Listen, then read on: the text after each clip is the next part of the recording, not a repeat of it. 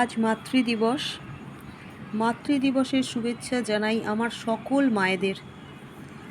আজ আমার ছেলে একটা বড় প্রাপ্তি হলো। গত 22শে সেপ্টেম্বর 2024 আমার মা আমাদের ছেড়ে চলে গেছেন, আর সেই দিনই ছিল ওর এই বৃত্তি পরীক্ষাটা। আমি ভাবতেই পারিনি যে এরকম একটা পরিস্থিতিতে আমার ছেলে পরীক্ষা দিতে পারবে আর তার থেকে জয়ী হতে পারবে। ও একটা ভালো র্যাঙ্কে পুরস্কারটা জিতেছে, একটা ভালো র্যাঙ্ক করেছে আর কি। এটা একটা পশ্চিমবঙ্গ রাজ্য সরকার আয়োজিত বেসরকারি বৃত্তি পরীক্ষা। এখানে সমস্ত স্কুলের ছাত্রছাত্রীরা অংশগ্রহণ করে, আর এখান থেকে সবাই পুরস্কার প্রায় 1142টা স্টুডেন্টকে পুরস্কার দেওয়া হয়েছে।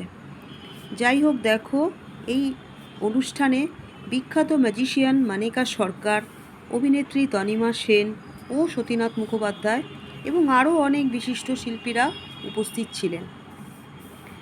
ও অভিনেত্রী তনিমা সেনের হাত থেকে পুরস্কারটা গ্রহণ করেছে। তাই আজ আমি ও আমার থেকেও বেশি আমার ছেলে ভীষণ খুশি হয়েছি। কিন্তু দুঃখ একটাই রয়ে গেল, যে আজ আমার মা নেই আমার কাছে।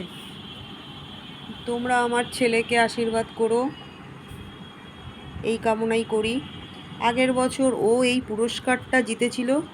যাই হোক, এই পাওয়ার আনন্দটা তোমাদের সামনে তুলে ধরলাম।